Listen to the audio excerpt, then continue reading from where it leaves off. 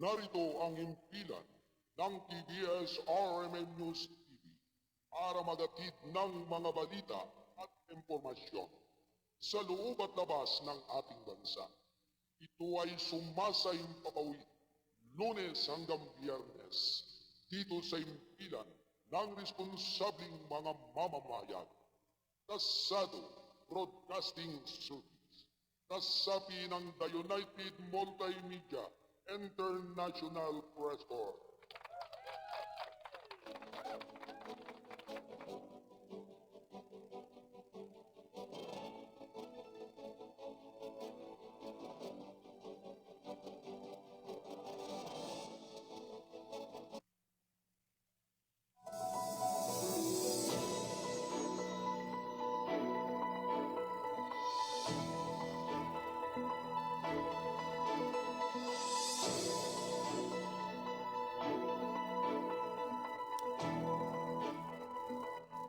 Gabay at patnubay.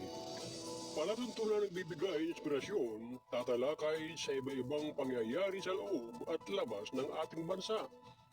Gagabay sa mga taong nangailangan ng patnubay sa kanilang mga suliranin sa buhay. At ngayon, narito ang inyong program host, ang Mindoriyong Midnight Boy, Kuyang Arnold Aceveda Namuko.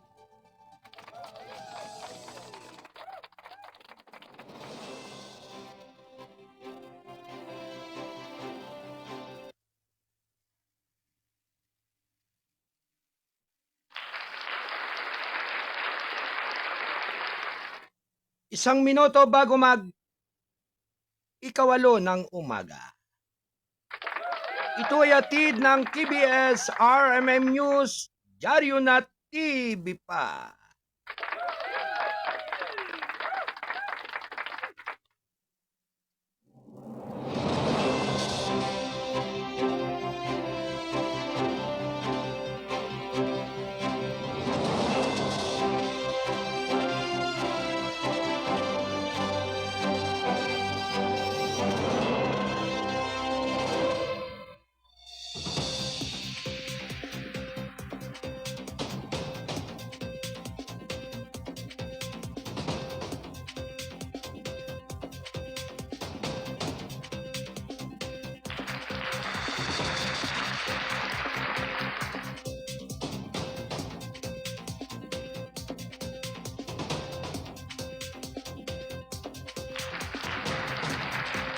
Okay, alright. Isang mapagpalang umaga sa inyong lahat, Luzon, Visayas at Mindanao. Kayo po ay nakikinig at nanonood dito sa KBS RMM News, Dyaryo na TV pa. Ito ay kasapi ng The United Multimedia International Press Corps. Dito sa ating palatuntunang gabay at patnubay, balitaan at mga impormasyon.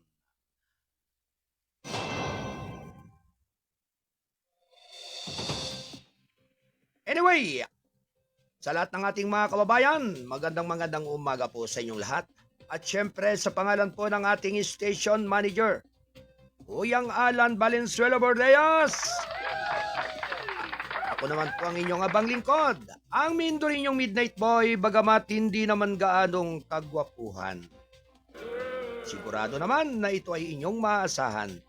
Ang inyong Kuyang Arnold Aceveda Namuko, nagpupugay po ng isang napakagandang umaga ngayong araw ng Huwebes, January 29, 2026. 2 araw na lamang po at katapusan na ng buwan ng Enero ngayong taong 2026. At syempre sa lahat po ng ating mga kababayan, sa lahat po ng ating mga tagapakinig at taga-subaybay sa ating palatuntunan. Good morning everyone! Ang pagpapala ng ating dakilang lumikha ay laging sumabawat isa nating mga kababayang mga Pilipino dito sa ating bansa. Naway palaging magpatuloy ang kalakasan ng pangatawan, malayo sa anumang uri ng mga sakit at karamdaman, sa anumang uri ng mga problema at nagbibigay stress sa bawat Pilipino. Naway lagi pong panatilihin ang palaging pagdarasal at pananalangin sa ating dakilang may kapal upang sa gayon ay maiwasan ang anumang uri ng pagka-depress, pagkakaroon ng pag-i-stress. Naway laging nagkakaisa ang bawat pamilya, ang bawat Pilipino sa ating komunidad dito sa ating bayan. With up sa lahat po ng ating mga taga-subaybay, ang ating pong nakakasama rito sa ating himpilan ay ang ating production assistant na si Ate Del Rose Aldea Santos at Ate Rosemary Padiron Lauson. At syempre, ganun din po ang ating mga nasa Studio 2 Buluwagan ng Balitaan ng ating publisher, Kuyang Alan Valenzuela Bordeas. Ganun din kay Ate Cora Viernes, kay Ate Joy Pasko, at sa ating tagapagtaguyod ng ating palatuntunan ng gabay at patnubay, Attorney Mike Bordeos. Hello Kuya Mike! At syempre, ganun din po ang ating nasa Studio 3 Buluwagan ng Balitaan ng ating news director, Kuyang Wayne Espeno Lauson. Sama-sama po tayo ngayong araw ng Huwebes upang mulit-muli ay ating damahin ang mahalagang mga balita at mga impormasyon na naganap sa loob at labas ng ating bansa. Dito sa Kasado Broadcasting Service, ang responsabling mga mamamahayag. Anuman ang lahi at lingwahe mo, basta't kayo ay Pilipino, ito ang boses mo. Anyway, mga kababayan, narito ang ating mga pangunahing mga balita. Round 1. Ready, go! Philippine Coast Guard tinapik ang mas maraming drivers para hanapin ang 10 nawawala sa paglubog ng Perez sa Basilan. Round 1. Ready, go! Nagpadala ang Philippine Coast Guard nitong Miyerkules ng kabuang 19 na technical drivers upang tumulong sa paghahanap sa 10 nawawala pang pasahero ng MV Trisac Kirstine. 3 na lumubog sa karagatan na malapit sa Balok-Balok Island sa Basilan. Sa isang pahayag, sinabi ng Philippine Coast Guard ng 19 na drivers ay pinamumunuan ni Philippine Coast Guard Commander Cheska Hamurol. Sa ngayon, 316 na individual ang nailigtas mula sa pampasahirong barko na lumubog noong Lunes, habang 18 naman ang kumpirmadong namatay. Kabilang na ang 10 nawawala sa barko, ang 8 tripulante, ang kapitan ng barko at ang Philippine Coast Guard Sea Marshal na sakay ng barko nang mangyayari ang insidente. Sa panayam sa tanggapan ng Philippine Coast Guard District Southwestern Mindanao, sinabi ni Umural na may mga nakitang natin na sa lugar na maaaring maging may nakitang pating sa lugar na maaaring maging amon para sa mga technical drivers. Kabilang sa iba pang mga hamon ang posibleng pagkapagod, ngunit tiniyak niya na ang lahat ng mga drivers ay mapapahinga ng maayos bago sumisid. Ayon pa rin kay CDG-SWM Commodore Richard Marpi, wala pang timeline para sa technical dive at investigasyon sa insidente. Ngunit ipinapakinabangan ng mga drivers ng iba pang Philippine Coast Guard units ang oras na pinapayagan ng panahon ng kondisyon ng dagat. Ang utos ni President Ferdinand R. Marcos Jr. ay maibigay ang mabilis, efficient at effective na serbisyo at masolve ang problema, sabi ni Marpi.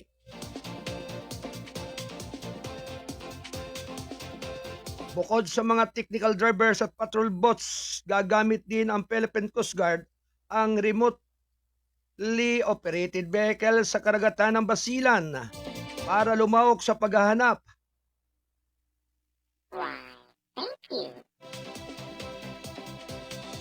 Itong minuto makaraan ng 8:08 ng umaga. Ito'y hatid ng Kasado Broadcasting Service, RMM News, Dyaryo na TV pa. At syempre, magandang umaga po sa lahat ng ating mga autoridad, sa lahat ng ating mga kapulisan, Luzon, Visayas at Mindanao. Ganon din po sa lahat ng ating mga kasundaluhan, lalong-lalo na po sa lahat ng ating mga nagbabantay ng ating lansangan, sa mga kapulisan at mga enforcer na patuloy na nagpapatupad ng kaukulang trapiko sa iba't ibang area ng ating kapuluan dito sa ating bayan. At syempre, magandang umaga po sa ating Chief PNP, Police Lieutenant Jose Melencio Sinartatis Jr., ang Chief ng Philippine National Police. Magandang umaga po sa inyong butihing tanggapan. Ganon din po sa ating Chief of Staff ng Armed Forces of the Philippines, siyempre si General Romeo Browner Jr. Magandang umaga po sa inyong butihing tanggapan, sir. At sa ating Commander Southern Luzon Command na si Lieutenant General Cirilo Z. Balaor Jr. ng Philippine Army. Good morning everyone sa lahat ng ating mga kasundaluhan, siyempre sa ating Commander ng 2nd Infantry Division Jungle Fighter ng Philippine Army, siyempre si Lieutenant General Major General sa bala, yan. Magandang umaga po sa inyong lahat. At ganoon din po sa ating masipag na butihing Pangulo ng 2ID Press Corps, si Ate Pau de la Cruz Mohar.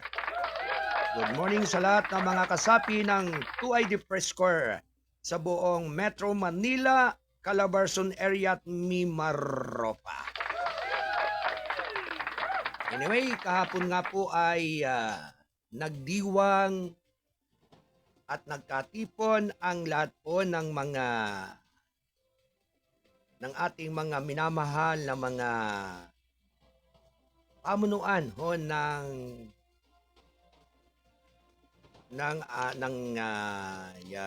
key commission sa wikang Pilipino,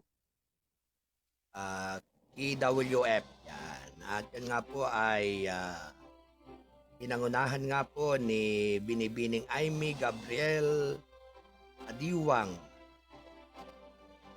at Jimuel Hapson, ESL interpreter. At ganoon po ni Binibining Angelica Eliasar, tagapagdaloy ng programa. At kahapon nga po ay marami po ang dumalo sa KWF, ang Komisyon sa Wikang Pilipino. At naroon din po at nakasama po natin ang mga iba't ibang outlet ng mamamahayag. At siyempre kabilang na rin po doon ang ating buong pwersa ng Kasado Broadcasting Service, ang Balitang Kasado. Siyempre sa pangunguna po ng ating station manager, ang ating CEO, si CEO Publisher, si Kuyang Alan Bordeos. At ang inyo pong abang lingkod na Vice President ng KBS RMM at Program Director ang inyong abang lingkod, ang inyong Kuyang Arnold Namuco. Likewise, sa lahat po ng ating mga nakadaupang palad ay ang mga naglalakihang network ho ng ating mga mamamahayag ng Pilipinas. So, na kinabibilangan nga po ng ating mga batikan ng mga announcer at mga tagapagbalita yan. At syempre sa amin pong pagtitipon kahapon doon, at ito nga po ay nag-umpisa po ganap na 10:00 ng umaga at natapos po ng 1:00 ng hapon. At talagang punong-puno po ng mga dialogue nasa wikang Pilipino at marami ang mga nagtanong. At kabilang nga po naandun din po yung pong Perlas ng Silangan, ang Wasman Initiative Affairs sa pangunguna po ni Chaplain Frederick Berry at ang chieftain po ng Blaan Tribe ng General Santos City na si Ate Bai Fredelin Samaldani. Kaugnay nga po ng pagtitipong iyon ay nagkaroon ng napakaraming talastasan regarding ukol nga po sa mga wikang Pilipino. At natalakay nga po doon na ang ating wikang pambansa, wikang Pilipino ay napipis out na. At nabanggit nga po doon na kahit nga po sa kolehiyo ay nawala na po yung subject ng wikang Pilipino. Kaya talaga oo. Kaya yung wika pong iyan ay napakahalaga po dito sa ating bansa. Sapagkat diyan po nauugnay ang bawat pag-uusap ng bawat Pilipino para maunawaan ang anumang uri ng mga lingguway sa pamamagitan ng Tagalog na salita. Kaya nga po ang sinasabi po natin sa ating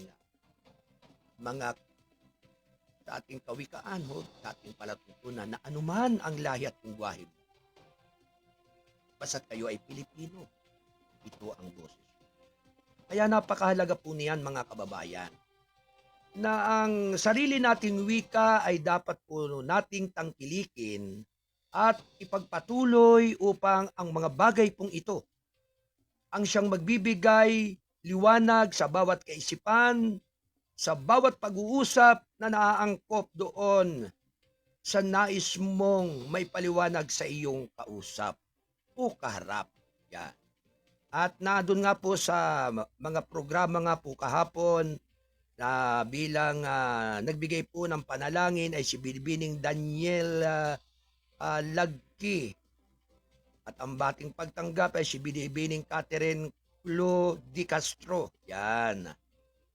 At syempre, at ganun din po si Commissioner Benjamin Mindillo Jr.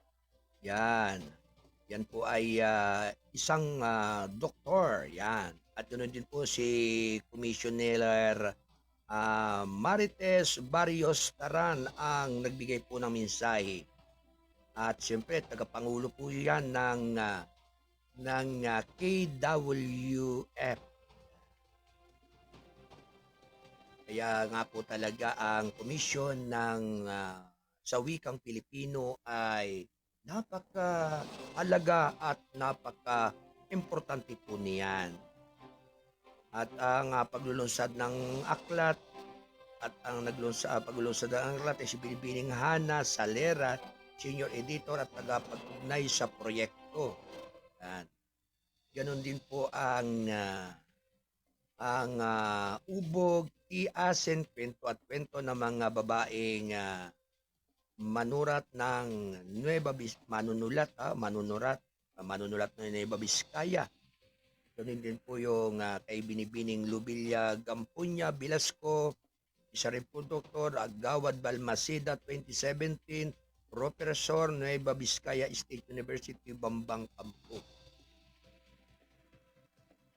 At sa pagkakaloob ng kompletaryong sipi ng aklat o ulat ng Jurado Lupo na inampalan, paggawad ng lupong tagapagganap, pagkilala sa nagwagi.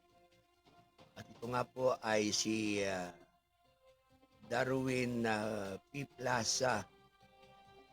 So, ayan. Gakot at paglaban sa kalamidad ng mga taga-partido area sa Bicol, Pilipinas, sa Ateneo de Naga University, Camarines Sur.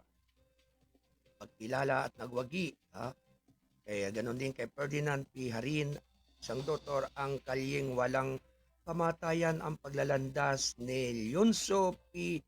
Dariada sa panitikan ng banwa at bansa, De La Salle University, lungsod ng Maynila. Tugon mula sa nagwagi, mensahe mula sa pamilya Balsimada, kinatawan mula sa pamilya ng Balsimada, at doon nga po ay atin pong narinig yung napakahalaga pong mensahe na nagsasabing ang komisyon ng wikang Pilipino ay talagang huwag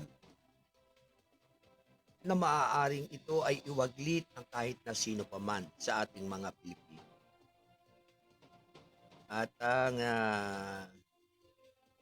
naroon rin po ang bilang pagbubukas ng Gawad Balsamida 2027 ay si Doklay, isang doktor, at ganoon din po si Ginoong Raymart T. Lulo, Senior Editor, tagapag-ugnay ng proyekto.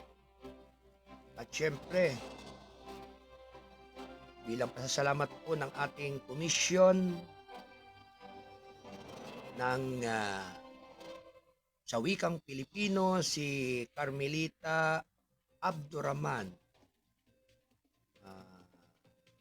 Commissioner at Programa at Proyekto. Ganon din po, naroon din po ang tagapangulo ng kalupunan ng mga commissioner, si Commissioner Marites Barrios Taran, tagapangulo, commissioner ng wikang Tagalog. Commission Carmelita Abdurrahman, utay ng commissioner sa programa at proyekto, commissioner sa wikang Samar at Leyte.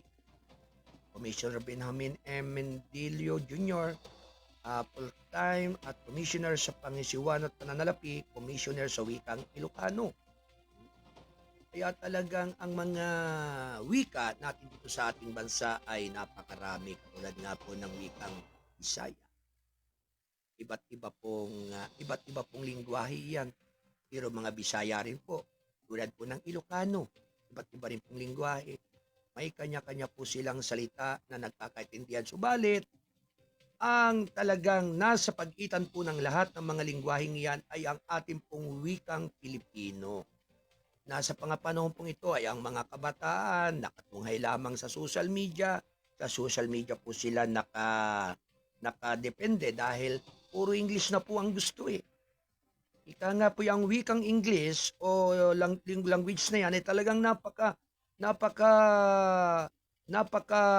mabinta po ngayon sa panahong ito sa mga kabataan at yung pong wika nating bilang wikang Pilipino ay talagang hindi na halos nabibigyan ng pansin ng karamihan dahil nga pululong sa mga napapanood at nakikita sa mga social media po. Kaya sa binanggit po kahapon ng ating tagapangulo, lalong-lalo na po sa ating si Commissioner Marites A. Barrios Tara na ang komisyon ng sa wikang Pilipino ay hindi dapat mabaliwala at kung maaari nga po ay ito ay isulong at ipagpatuloy ng ating sambayanan upang ganap na mabuhay yung mga wika natin na napabayaan na at halos nasa isinakabilang tabi. Naroon din po ang ating Commissioner Benjamin M. Mindilio Jr. Yan, siya po yung commission sa pangasiwan at pananalapi, commissioner sa wikang Ilocano. Si Commissioner Reggie Cruz, commissioner sa wikang Kapampangan. Commissioner Roth M. Tindaan, commissioner para sa kahilagaang pamayanang kultural. Ganon din si Commission Christian T.N. Aguado, ang commissioner para sa mga wika ng katimugang pamayanang kultural. Si Commissioner Melchor E. Orpelia, Commissioner sa wikang Pangasinan. Commissioner Evelyn Alikino, Commissioner sa wikang Bicol. Ganon din si Commissioner Alain Ras Gidimson, ang Commissioner sa wikang Hiligaynon. Talagang lahat po halos ng parte ng ating mga taga-Luzon, taga-Visayas at Mindanao ay naroon po sa pagtitipon kahapon nga po dyan sa lugar po ng Philippine Information Agency Auditorium dyan po sa Lungsod Quezon. At ang lahat po ay nakasuot ng kasuotang Pilipiniana.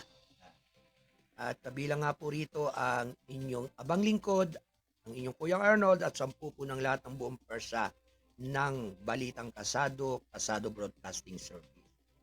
Kaya talagang taon-taon po iyan ay ginaganap dyan sa lugar ng Quezon City.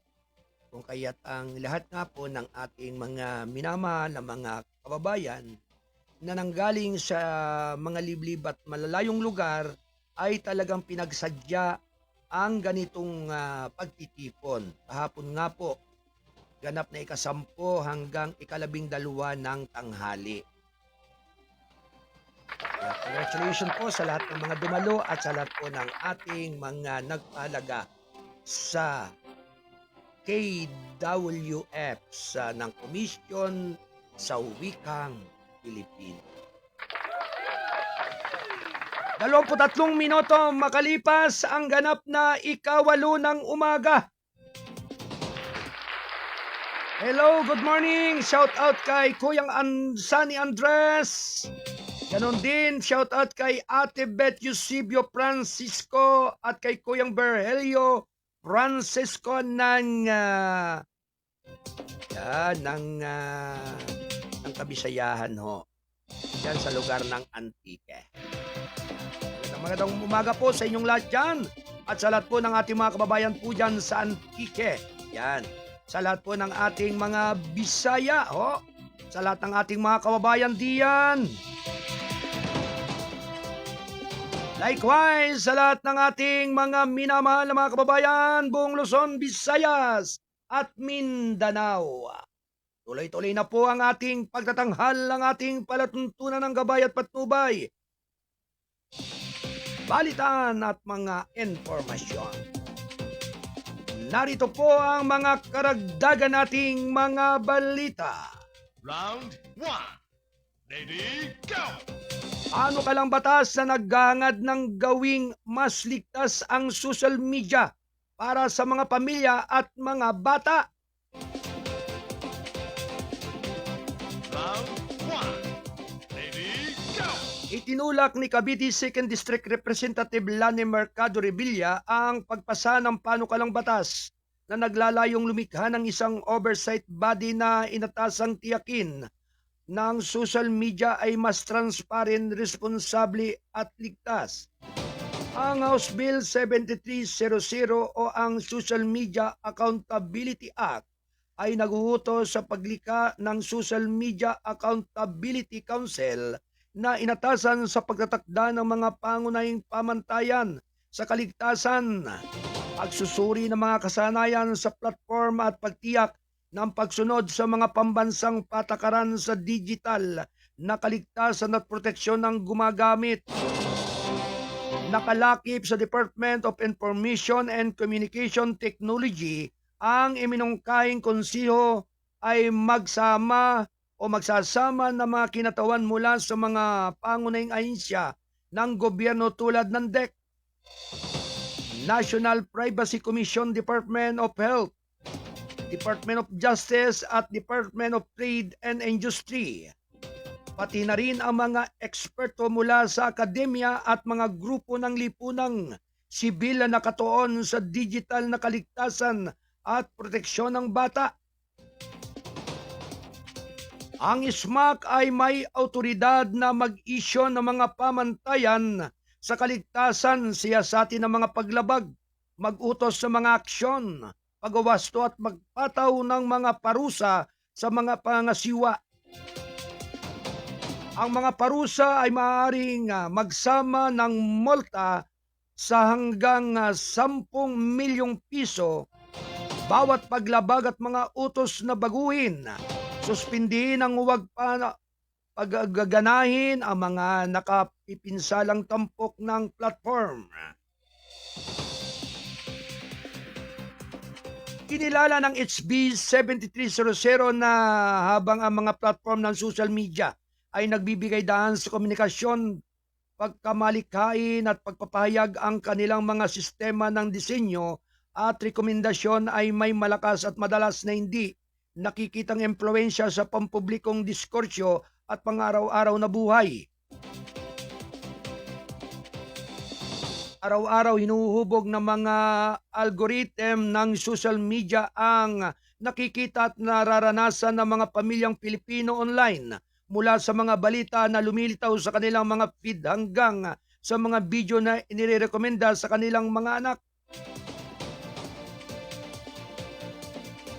Kapag hindi nasusuri ang mga sistemang ito ay maaaring magdulot ng tunay na pinsala lalo na sa mga bata at iba pang mahihinang gumagamit, sabi ni Mercado Revilla sa isang pahayag noong Merkoles. Ang panukalang ito ay hindi tungkol sa mga opinyon ng pulisya. Ito ay tungkol na rin sa pananagutan, tiniyak na ang mga digital na sistema ay hindi inuuna ang kita kaysa sa mga tao. At ang mga gumagamit ay may kaalamang protektado, binigyan ng kapangyarihan. Inahangad nito ang balanse, maprotektahan sa malayang pamamayag, habang tinitiyak ang responsibilidad, kaligtasan at pagmakataraungan sa digital space, dagdag niya. Thank you. 28 minuto makalipas ang 8:08 ng umaga. Samantala mga kababayan, tuloy-tuloy lamang ang ating pagbabalita. Round 1. Ready, go! Samantala mga kababayan,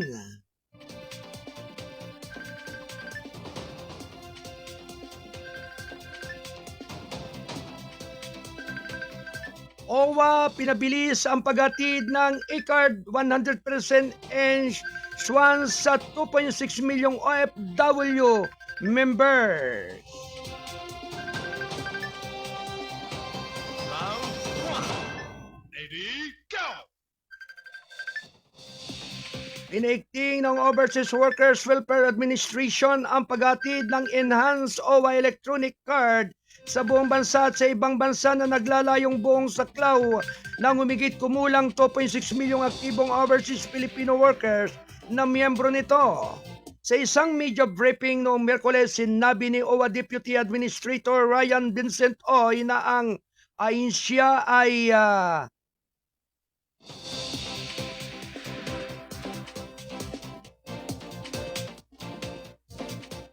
ay naglabas ng higit sa 300,000 e-card noong 2025, isang matalim na pagtaas mula sa tungkol sa 56,000 na inilabas noong 2024.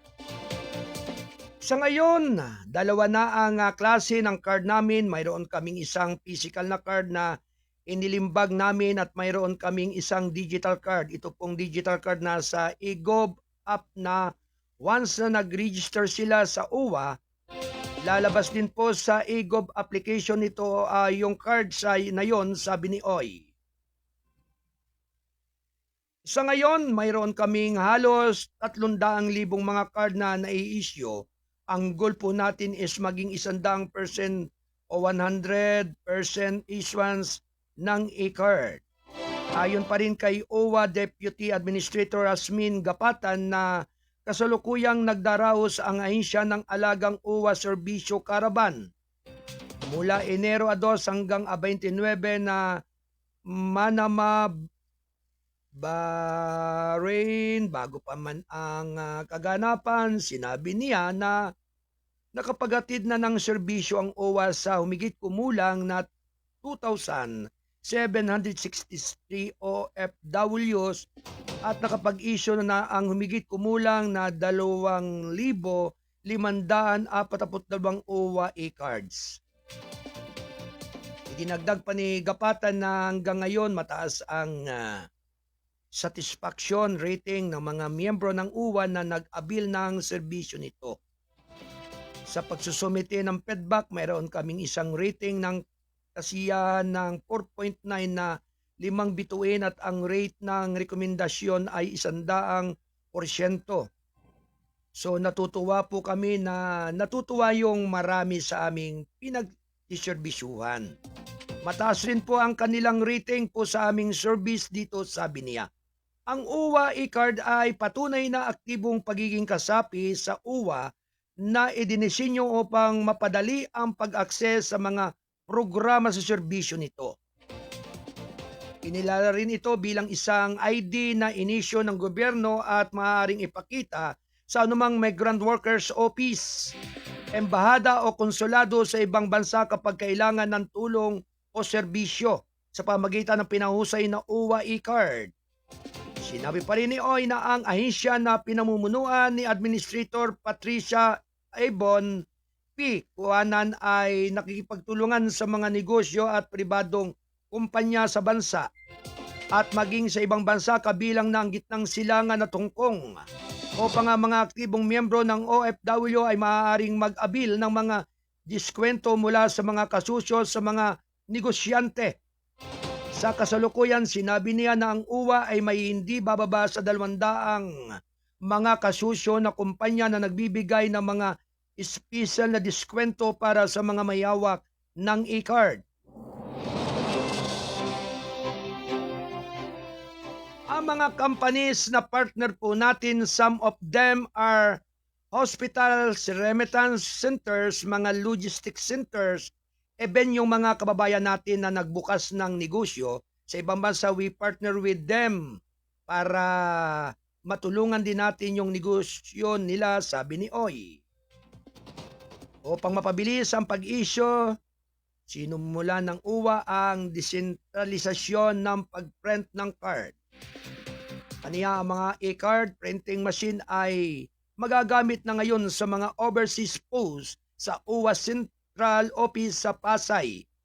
sa Ninoy Aquino International Airport Terminals 1 at 3 at mga piling regional offices. Inaasang mas maraming pasilidad kabilang na ang mga seafarers welfare centers ang mag-online sa loob ng taon upang mapabilis pa ang pamamahagi. Sinabi ni Oy na ang UWA ay nag-download ng pundo sa mga regional office dito sa buong bansa para sa pagkuha ng mga printer upang direktang mai-print nila ang mga ID para sa mga miyembro sa mga rehiyon.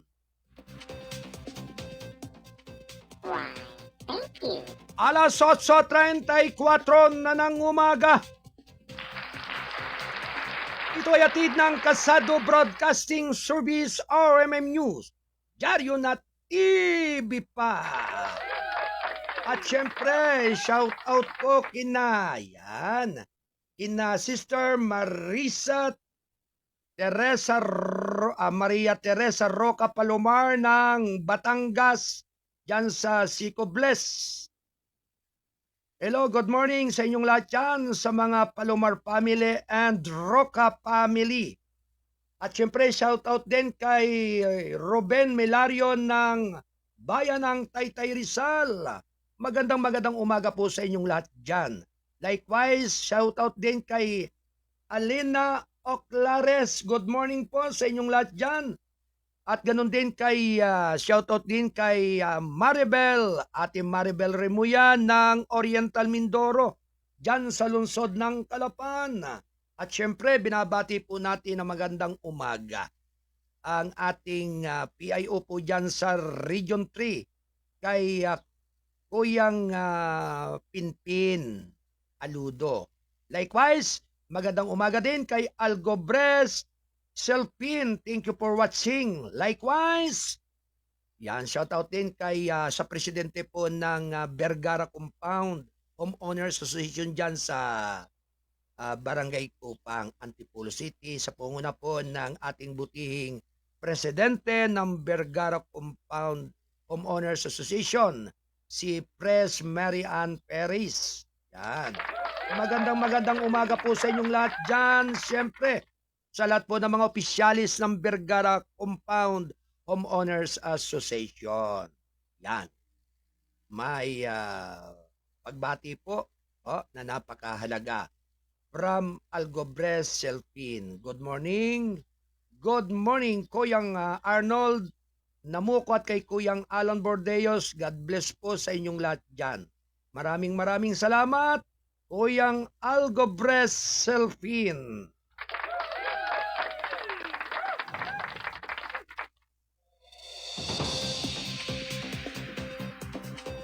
At syempre sa lahat ng ating mga taga-subaybay, mapagpalang umaga po ng Huwebes. Sa mga awardes sa January 31, atensyon. Sa mga awardes sa January 31, ECM Mall, Helpuyat, LRT Top Former, EGI Mall Sugo Building, 3rd floor. Food court at pakibati rin si Pinsan Danny Sapi ng Gate 2 Antipolo City. Nakikinig siya ngayon, ha? Magandang umaga po kay Kuyang Danny Sapi ng Gate 2 Antipolo City. Sa inyo pong lahat dyan and family at sa lahat po ng mga tagalugar po yan ng Gate 2. Magandang umaga po sa inyong lahat dyan.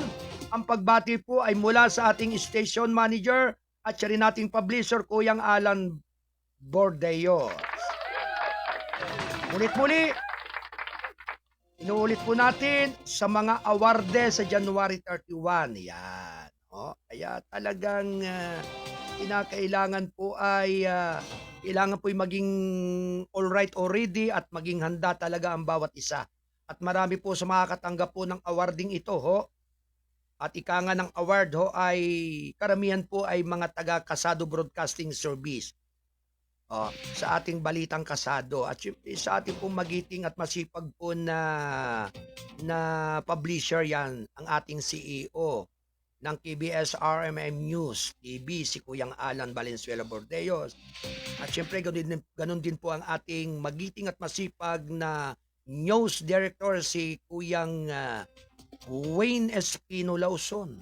At sa pagtutulungan po ng lahat ng buong persa ng Kasado Media Group. Kaya congratulations po sa lahat ng mga awardes. Yan po ay ating pambabanggitin mamaya. No? Kaya talagang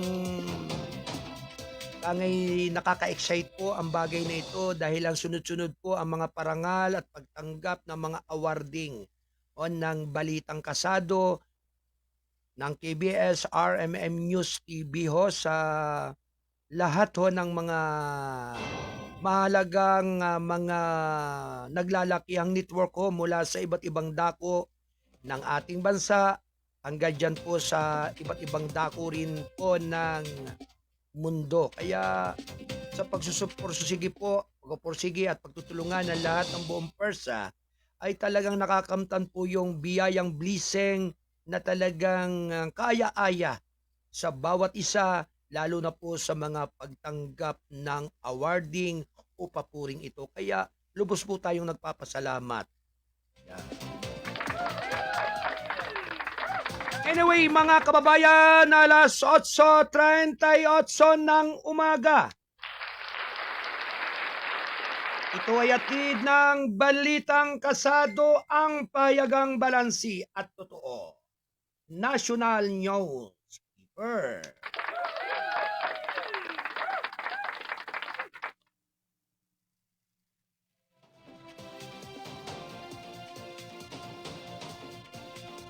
At syempre sa lahat po ng ating mga tagapagbalita, standby report sa ating mga Kasado Patroller na nasa iba't ibang area ng ating kapuluan. At syempre sa ating po mga magigiting at masisipag na mga Kasado Patroller. Yan. At syempre naririyan po sa ating area sa Mega Manila si Kuyang Don Robert Romero upang siya ay magatid ng balita sa ating mga kababayan. Kaya Kuyang Don Robert, standby report.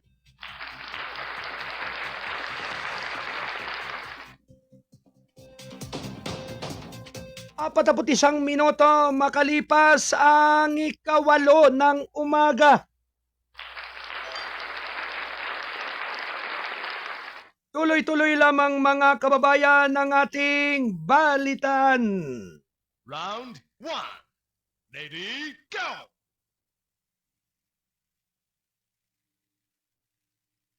Kasado Patrol Report.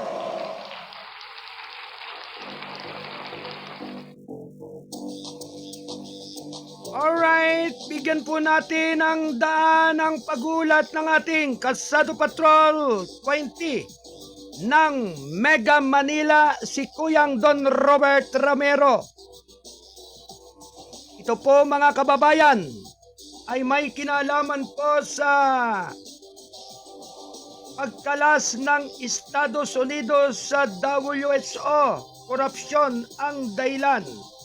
Ang detalye po ay magmumula kay Kasado Patrol 20. Alright, Kuyang Don Robert, good morning. Arnold, mga kaibigan, pinagkakitaan tumuno ng World Health Organization ang fake virus, itong COVID-19, kung saan ang Pilipino ay nasoong sa kontrobersiya sa pag-angkat ng COVID-19 vaccines. Batay sa tugon ng United States o Estados Unidos na umano ang pagkukulang ng WHO noong COVID-19 pandemic kung kaya't kumalas ito sa nasabing organisasyon. Sa pahayag ng WHO ay makikipagtulungan po rin sa lahat ng bansa upang tugunan ang mga pangunahing banta sa kalusugan para maiwasan ang mga sunod pang pandemya na nangyayari ngayon dito sa ibang bansa, sa bansa Asia. Sa buwan ng Mayo ay ng taong kasalukuyan ay pagpupulong ang WHO kung ano ang resulta sa pagpupulong ng nasabing organisasyon sa executive government ay susunod. Ito ay gagawin sa susunod na buwan para talakayin ang nasabing issue. Umaasa pa rin ang WHO na magpapahagi pa rin ang Estados Unidos sa mga hinaharap upang lusan o kaya malikasan ang mga pandemya na mangyayari sa iba't ibang bahagi ng mundo. Mula sa National Capital Region, Patrol 20 Don Robert Ramirez nag-uulat para sa KBS RMN News. Seryo na TV pa. Alright, maraming salamat sa paghatid ng balita ng ating Kalsado Patrol 20 ng National Capital Region. Kuyang Don Robert Ramero, thank you Kuyang Don. 44 na minuto makalipas ang 8:08 ng umaga.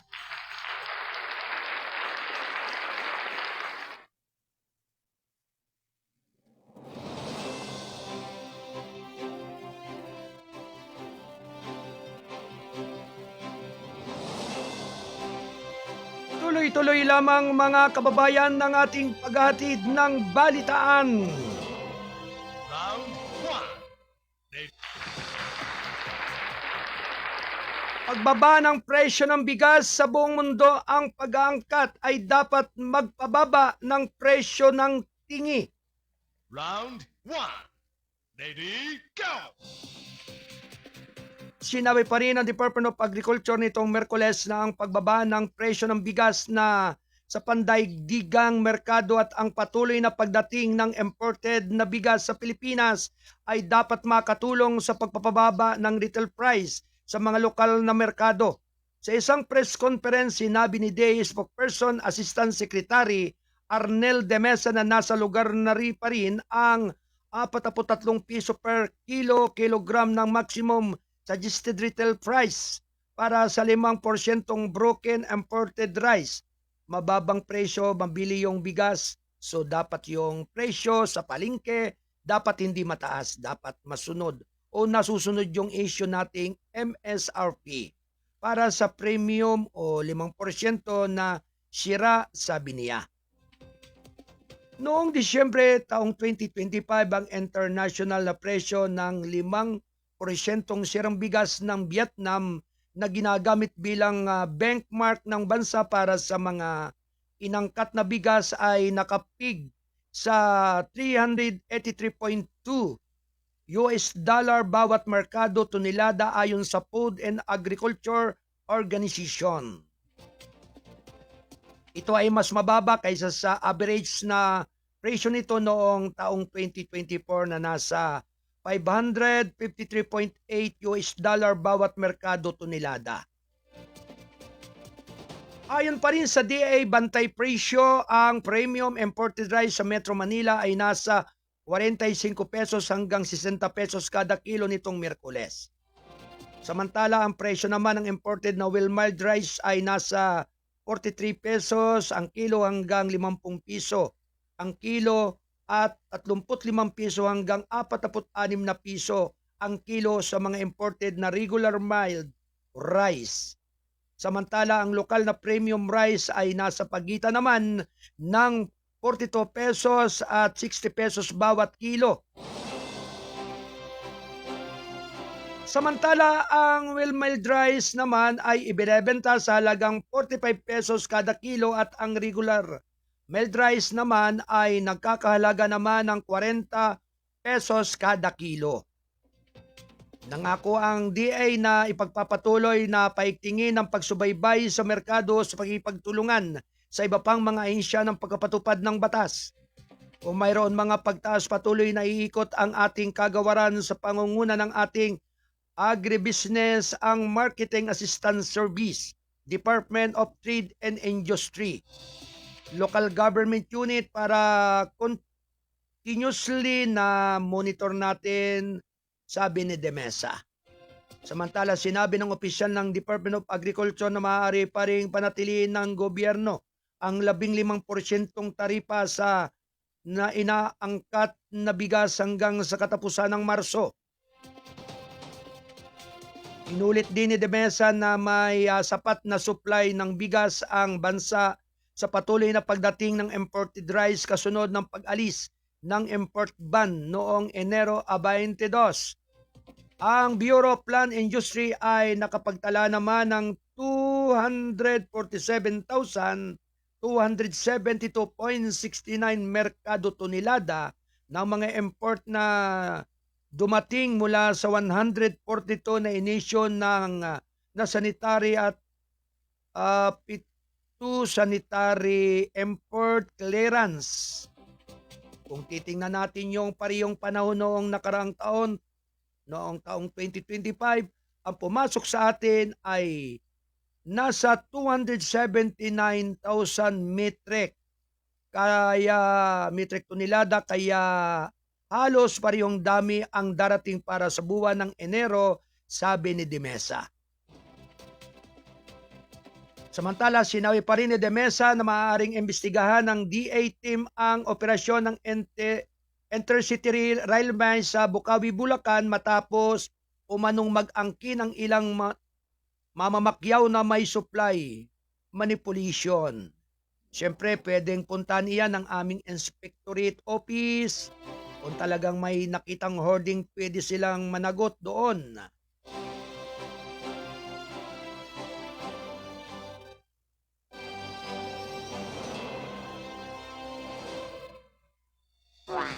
Thank you. 10 minuto bago magikasyam ng umaga.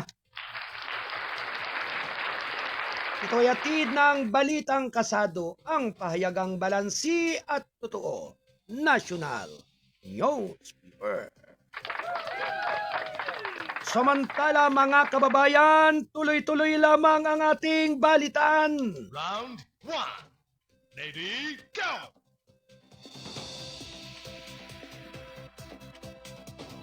Dating tagapagsalita ng COMELEC pumanaw na. Round 1. Ready, go! Inanunsyo ng Komisyon on Election nitong Miyerkules ang pagpanaw ng dating tagapagsalita dito na si James Arthur Jimenez. Siya ay 52 taong gulang. Sa isang payag, sinabi ng COMELEC na si Jimenez ay nagsilbi sa institusyon at sa sambayanang Pilipino na may integridad, kalinawan at lubos na dedikasyon. Sinabi ng full body na si Jimenez na ang siyani ng pagkamatay ay hindi binanggit ay nagtataglay ng bihirang pagkakaiba ng pagiging pinakamatagal at pinakabatang tagapagsalita sa gobyerno sa oras ng kanyang appointment. Mula Hulyo taong 2006 hanggang Setyembre 2022, siya ang pampublikong muka at matatag na tinig ng komisyon na nagpapaliwanag ng mga komplikadong proseso ng halalan ng may katumpakan, pagtatanggol sa mga demokratikong institusyon na may kalmadong tapang at nakikipag-ugnayan sa mga mamamayan at media ng may paggalang, katalinuhan at transparency. Dagdag nito, kinilala ng komisyon ang dedikasyon ng dating opisyal nito na nagsilbi sa katawan ng butuhan sa loob ng 16 na taon. Tumulong siya sa tunay ng puwang ng komunikasyon sa pamagitan ng pagpapayunir ng mga opisyal ng social media channel ng komisyon na nagbigay sa publiko ng direktang paraan ng paghatid ng kanilang mga katanungan at alalanin. Ang payag ay binasa. Sa kanyang trabaho, sinabi ng full body na si Jimenez ay nagtataguyod ng katumpakan, transparency at accessibility. Madalas na isinasalin ang mga legal at technical na bagay sa wikang maaaring maunawaan ng publiko. Higit pa sa kanyang tungkulin bilang tagapagsalita, kilala si Jimenez sa mga kasamahan para sa kanyang intelektual na higpitan, kanyang pagkatawa at pagkatao, hindi kailanman humihiwalay sa kaseryosuhan ng papel. Siya ay isang pinagkakatiwalaang kasamahan at isang makapagpapatibay na presensya sa ilan sa mga pinakamahirap na panahon sa pangangasiwa ng halalan. Dagdag ng COMELEC. Why, thank you. 7 minuto bago magikasyam ng umaga.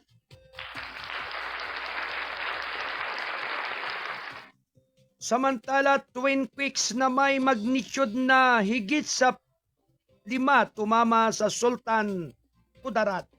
Round 1. Ready, go! Niyanig ng magnitude 5.7 at 5.1 na lindol ang Sultan Kudarat nitong Miyerkules ng hapon. Ayon sa Philippine Institute of Volcanology and Seismology, kinumpirma ng PhilBox na pareho silang bahagi ng serya ng lindol o swarm na nagaganap sa paligid ng Kalamansig mula noong Enero 19. Ang magnitude 5.7 na lindol ay naganap sa alas 4:47 ng hapon, Miyerkules. Ang sentro ng lindol nito ay nasubaybayan 40 kilometro timog kanluran ng Kalamansig at 10 kilometro ang lalim. Ang instrumental intensity B ay naitala sa Libak at instrumental intensity 4 sa Palimbang. Sa kabilang banda, ang magnitude 5.1 na lindol ay naganap dakong alas 2:31 ng hapon.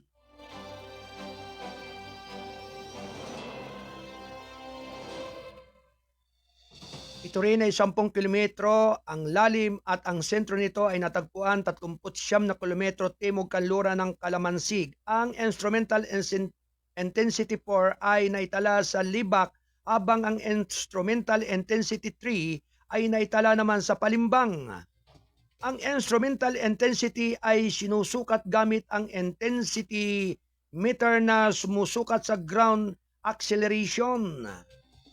Samantala, sinabi ng PhilBox na posibleng magkaroon ng aftershocks mula sa magnitude 5.7 na lindol. Hindi inaasahan ang pinsala mula sa parehong lindol, sinabi ng PhilBox.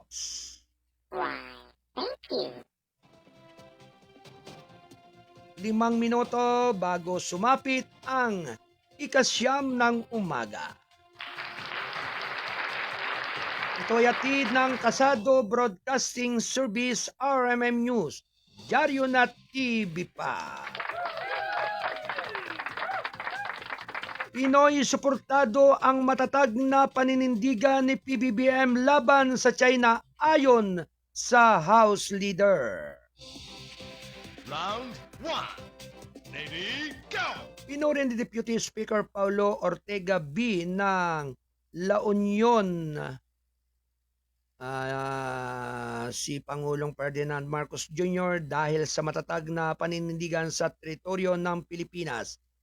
Habang lubos na sinusuportahan ng mga Pilipino ang mga pagsisikap na protektahan ang karapatan ng bansa sa West Philippine Sea. Sinabi pa rin Ortega na ang isang kamakailang nationwide survey ng tugon ng masa na isinagawa ng Okta Research ay nagpapatunay na ang oposisyon ng administrasyon ay nakahanay sa damdamin ng publiko. Lalo na dahil ang mga ordinaryong Pilipino ay patuloy na nagdadala ng gastos sa tensyon sa dagat. Malinaw at pari-pareho si Pangulong Marcos, ipinagtatanggol natin kung ano ang atin. Nakaangkla sa batas at diplomasya ang ating mga sundalo. Mga tauhan ng Coast Guard at mga mangingisda ay nasa frontline araw-araw habang ang iba ay nagdidibati, ang mga Pilipino ay nagbabantay, sabi ni Ortega. Isang pinuno ng Kamara mula sa isang lalawigan na nakaharap sa West Philippine Sea sa non-commission TNM survey na isinagawa mula Disyembre 3 hanggang 11 noong nakarang taon sa pamamagitan ng face-to-face interview sa 1,200 adult respondents sa buong bansa, ay nagpakita na 13% lamang ng mga Pilipino ang naniniwala na dapat magtiwala ang Pilipinas sa China, habang 60% naman ang hindi sumasang-ayon sa 26% na ang nananatiling hindi nagpasya. Ang survey ay may plus 3% na margin of error sa 95% na antas ng kumpiyansa. Natuklasan ng parehong survey ng 79% ng mga Pilipino ang itinuturing na China bilang pinakamalaking banta sa labas ng bansa mula sa 74 na Hulyo taong 2025. ang Russia at Estados Unidos ay nahuli ng malayo sa likod ng 5% o nahuli. Ayon sa pagkakabanggit, para sa isang maliit na bansa, lutasin ang mga bagay-bagay, ang lakas ay hindi kasulukuyan sa laki, hindi sa lakas ng loob na naninindigan ng matatag at sa ating katapatan sa paghahari ng batas. Iyon ang realismo na ipinakikita ni Pangulong Marcos, sabi ni Ortega. Binigyan din na Ortega ang isyo ng West Philippine Sea ay hindi isang abstract na geopolitical debate, kundi isang pang-araw-araw na pakikibaka para sa mga Pilipino na ang kabuhayan ay nakasalalay sa karagatan ng bansa. Ganito muna ang nararamdaman ng ating mga mangingisda kapag sila ay naharas o pinalayas. Nangangahulugang ito na mas kaunting mga isda na dinala sa bahay at mas mataas ang presyo sa merkado. Kaya naman ang pagtatanggol sa ating mga karapatan sa dagat ay tungkol din sa seguridad sa pagkain at pagprotekta sa mga pamilya, sabi niya. Ayon sa Okta Research, na natiling mataas ang kawalan ng tiwala sa China sa iba't ibang rehiyon mula 56% hanggang 63% na may pinakamataas na antas na naitala sa Balance, Luzon at National Capital Region. Iba-ibang antas ng tiwala mula sa 0 sa Caraga hanggang 31% sa Davao Region. Sa buong mga klase ng socio-economic, ang kawalan ng tiwala ay pinakamataas sa mga respondente ng Class A sa 70% kumpara sa 61% sa Class ABC at 59% sa Class D. Ang pag-alinlangan sa China ay sumasaklaw din sa mga pangkat ng edad at antas ng edukasyon na may kawalan ng tiwala sa mga Pilipinong may edad na 45 pataas. Sinabi ni Ortega na ang survey ay nagpapatibay sa kahalagaan ng pagtugis ng mapayapang ngunit matatag na legal na mga remedyo na nakabatay sa international na batas. Ang mensahe ng mga tao ay hindi mapag-aalinlangan. Inaasahan nila na ipagtatanggol ng kanilang gobyerno ang teritoryo ng bansa, protektahan ang mga nasa harap at gawin ito ng may dignidad at disiplina. Iyan mismo ang ginagawa ng Pangulo, sabi niya. Why, thank you. 9:01 ng umaga. Ito'y hatid ng balitang kasado, ang pahayagang balansi at totoo. National Newspaper.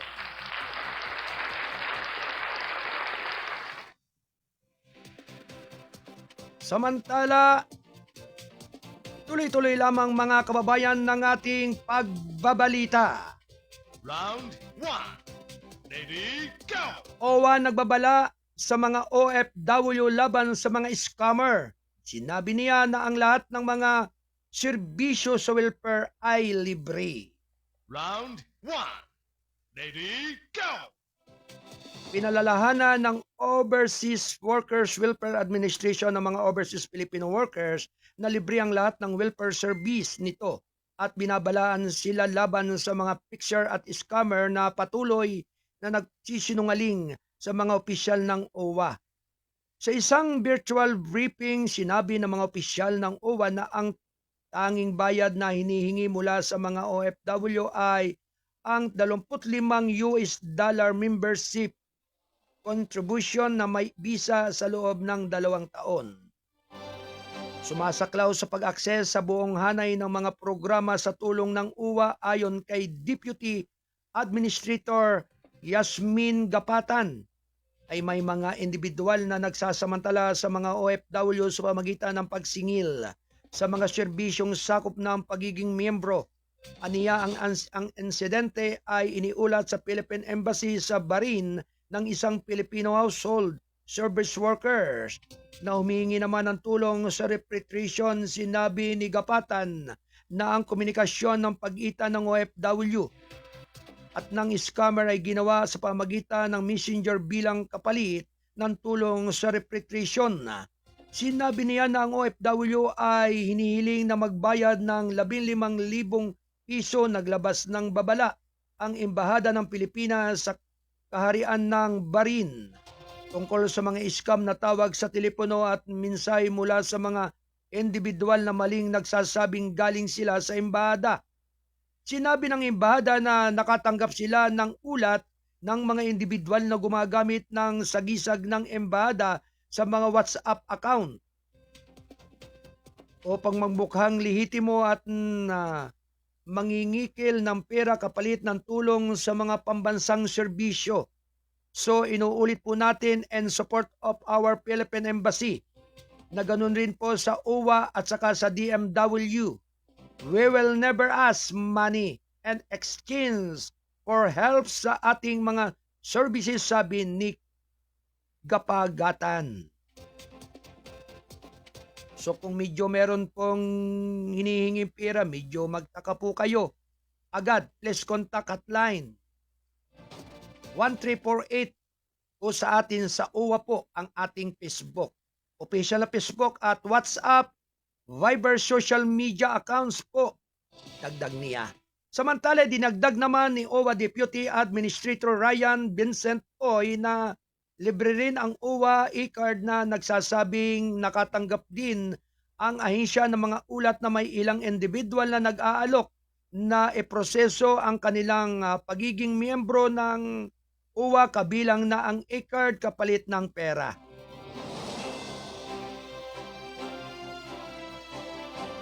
Inaalalahanan ng OWA ang mga miyembro ng mga opisyal na transaksyon ay isinasagawa lamang sa pamagitan ng mga tanggapan ng OWA Philippine Overseas Labor Office accredited outreach activities tulad ng Alagang OWA, Serbisyo Karaban at verified digital platforms kabilang ang eGov app.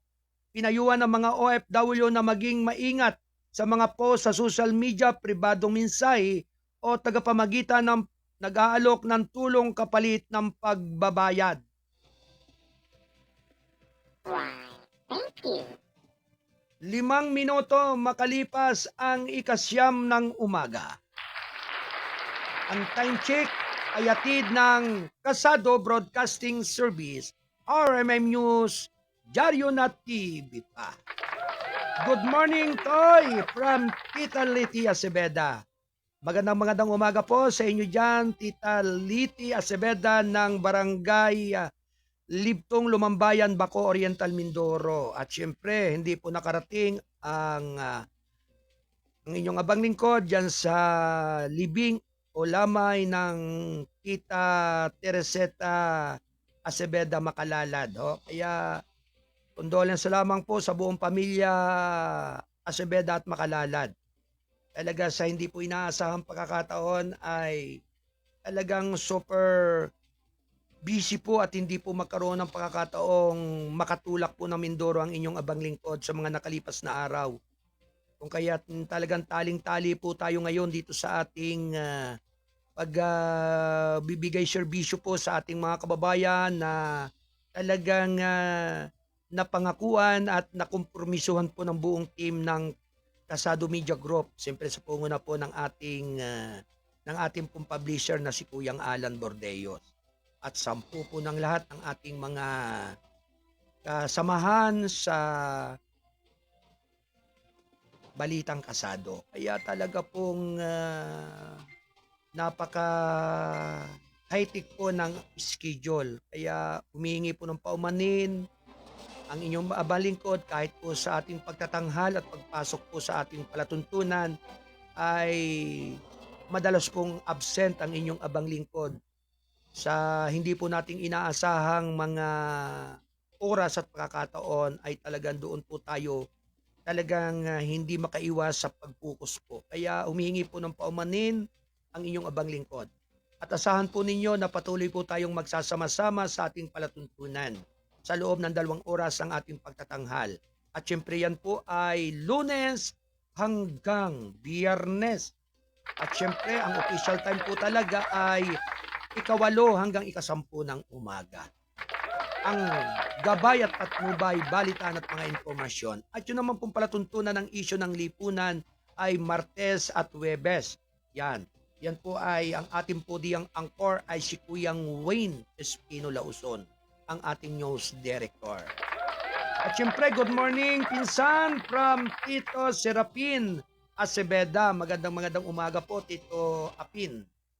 Naalala ko pa po noong tayo ay nasa Baco, nung kayo ay tumakbo bilang alkalde po ng bayan ng Baco. O, natatandaan niyo po ba yan? Kaya talagang kapag naalala ko po yung mga nakalipas, ay muling nagbabalik sa aking isipan yung mga malaligaya at masasayang mga araw. Anyway, tayo po ay nasa ikalawang yugto ng ating pagtatanghal ng ating palatuntunan. Dito sa Kasado Broadcasting Service, RMM News, Diaryo na TV pa.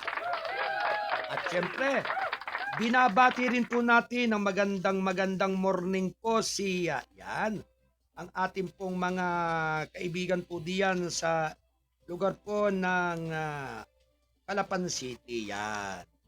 Magandang umaga po kay Kuyang Roger Ahena at Kuyang Joel Mendoza and Kuyang Denver Mendoza ng Oriental Mindoro. Yan, magandang umaga po sa lahat po ng mga taga-lungsod ng Calapan. Sa lahat po ng ating mga kababayan diyan. Likewise po sa head ng DNR ng Oriental Mindoro na si Kuyang Mark Angelo Roel. Yan, magandang umaga po sa inyong lahat at sa lahat po ng ating mga kababayan po dyan. Siyempre likewise kay Governor Bons Bolor ng Oriental Mindoro. Yan.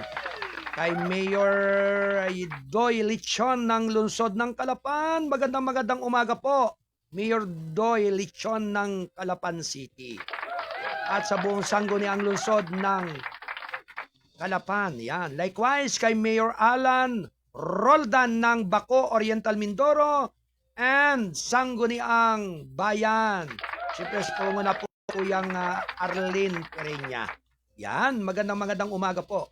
At siyempre ganoon din po sa ating pong mga kababayan din po dyan sa area at lugar naman po ng Nauhan, Baco, Nauhan, Oriental Mindoro, kay Mayor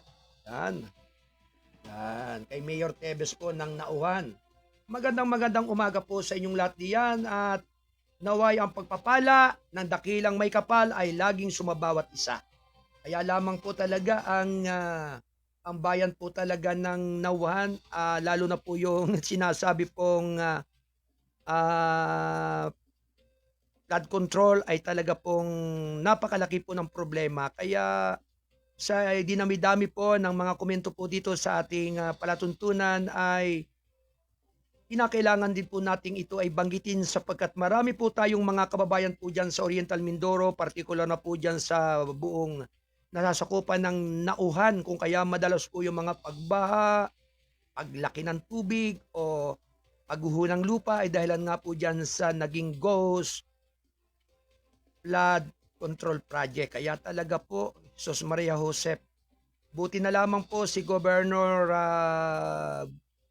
Bulor ay talagang kanyang personal na siniyasat po yung lugar na iyan sa lugar po ng bayan ng Nauhan na yung pong ikangay magdidepensa sa baha ay napag-alaman po niya at 10 ng kanyang mga kawani na talagang karamihan ay magic ang ginawa ng engineer na talagang nangasiwa po diyan. Kaya sana naman po ay magkaroon na ng iba yung solusyon at huwag nang magkaroon ng ano pa mang issues na maaaring ikangay magbigay pa ng sakit ng ulo sa mga dinadaanan po ng pagbahang iyan sa tuwing dumarating ang pagsama ng panahon.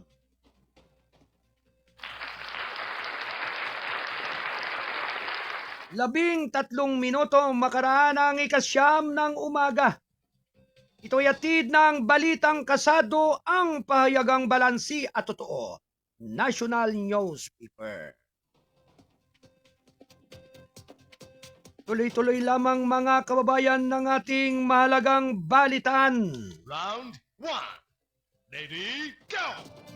Pinuno ng DepEd hinimok ang mga LGU na tumulong na mapabilis ang paghatid ng silid. Aralan. Round 1. Ready, go! Samantala mga kababayan, nananawagan si Education Secretary Sani Angara sa mga local government units na tumulong sa pagpapabilis ng paghatid ng silid-aralan sa buong bansa sa pamagitan ng mas flexible classroom construction mechanism. Ito ang panawagan ni Angara sa pagkikipag-usap sa mahigit 200 City of Municipal Mayor sa makabagong San Juan picture sa San Juan City. Kapag ang LGU ang nasa unahan ng implementasyon, mas mabilis nating naaabot ang mga paaralan na pinaka nangangailangan ayon kay Angara. Sa ilalim ng flexible framework, tinukoy ng DepEd na ang mga prioridad na paaralan sa bansa magbigay ng mga disenyo ng silid-aralan at mga teknikal na pagtutukoy, aprubahan at suriin ang mga plano at mga order ng pagkakaiba-iba, secure na pagpapatunay at inspeksyon, at ilalabas ang mga pundo ng proyekto sa mga tranche. Sa panig nito, ang mga LGUs ang nangunguna na magpapatupad mula sa procurement hanggang sa construction, alinsunod sa mga pambansang batas at pamantayan ng DepEd. Sila rin ang bahala sa pamahala ng mga depekto sa construction sa kanilang sariling gastos kung hindi natutugunan ang mga pamantayan at pagtutukoy ng DepEd. Kapag nakumpleto na ang construction ng mga silid-aralan, ang mga gusali ay itinuturing ng mga ari-arian ng DepEd. Ngunit sa ilalim sa joint monitoring at audit upang matiyak ang kalidad. Para makasali ang mga LGU, kailangang isumiti sa DepEd ang eligibility requirements. Kabilang na dito ang isang liham ng layunin na pagpapahiwatig ng pangako na ipatupad ang mga proyekto sa silid-aralan, autoridad mula sa sangguniang bayan, panglungsod o panlalawigan na pumasok sa isang memorandum of agreement sa DepEd at patunay ng pagmamay-ari ng site o karapatang gamitin ang site ng paaralan tulad ng patuloy na deed sa isang deklarasyon ng buwis o isang deed of usufruct. Samantala, sinabi ni Angara na mas regular na susubaybayan ang mga konstruksyon na nasa ilalim na rin ng Department of Public Works and Highways. Mas regular na yung meeting namin, may ginagawa kaming technical working group at least once or twice na nagmi-meeting na kami. Bago ang operasyon ng PWD, sinabi ni Angara na ang progress report sa konstruksyon ng silid-aralan mula sa DPWH ay maaaring tumagal ng hanggang 4 hanggang 5 buwan o higit pa. Why, thank you. 16 na minuto makalipas ang 9:00 ng umaga.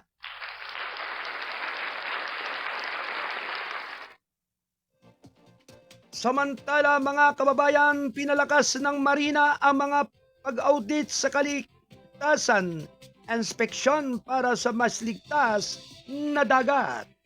Round 1. Ready, go!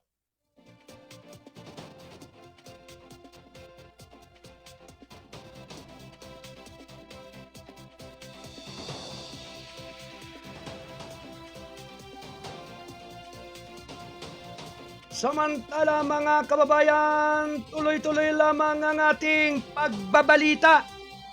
At syempre may pag-uulat ang ating Kasado Patrol 40 mula po dyan sa area at lugar ng Quezon City, si Kasado Patrol 40, si Kuyang Jun Santusidad. Alright, Kuyang John Santusidad, standby report.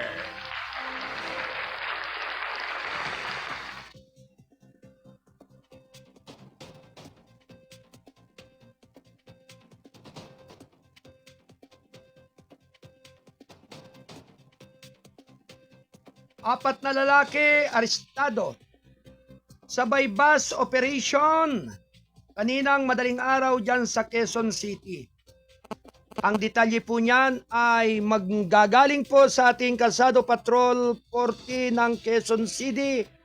Kalsado Patrol 40 si Kuyang Jun Santosidad. Alright, Kuyang John. Stand by, report. Kalsado Patrol report.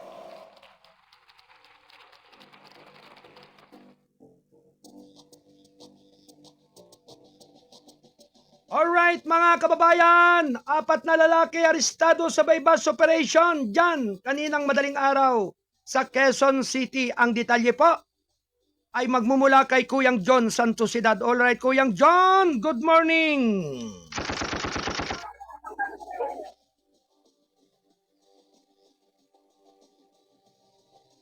Okay.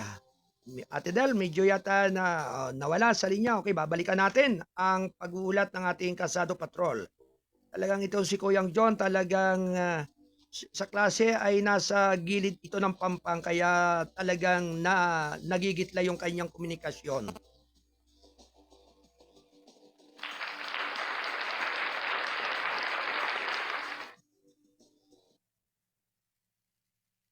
Kalsado Patrol report. Alright, Kalsado Patrol 40 ng Quezon City. Sige, Kuyang John, iputok mo na yan. Yes, good morning kasama Kuya Arnold. Timbog ang 4 na lalaki sa bypass operation kanina ng madaling araw ng mga Drug Enforcement Unit. Istasyon 13, Payatas, Bagong Silangan, Quezon City. Nakilala ang mga suspect sina Joy Art, 29 anyos, dating nakulong dahil umano sangkot sa druga at residente ng Barangay Payatas, Quezon City. Yumari Nabara, 34 anyos, dati rin nakulong dahil sangkot umano sa druga, residente ng Barangay Payatas, Quezon City. Anjo Alain, 42 anyos at residente ng Barangay Payatas, Quezon City. Dominic Timinis, 23 anyos, nagtrabaho bilang construction worker at residente ng Barangay Bagong Silangan, Quezon City. Na-recover ng mga operatiba mula sa mga suspect 20 piraso na plastic sasit ng hinalang sabo, 2 cellphone, 1 coin purse at 200 pesos bilang bypass money. Nangyari ang nasabing bypass operasyon sa area ng San Juan, Evangelista Street, Payatas, Quezon City, January 29, 2026 ng umaga. Sa harap na kaso paglabag ang mga suspect, Section 5 at Section 11, Article 2 at RE 9165. Nakapeta na ngayon sa Station 13, Payatas, Bagong Silangan ang mga suspect. Mandatory witness, Barangay Kagawad, Obed Arca. Mula dito sa Quezon City, ako si John Tagdad, nag-ulat ng TBS RM News, Diaryo na TV pa. Balik sa iyo, Arnold. Alright, maraming salamat sa paghatid balita ng ating Kalsado Patrol 40 mula pa rin sa Quezon City, Kuyang John Santosidad. Thank you, Kuyang John. 22 minuto makalipas ang 9:00 ng umaga.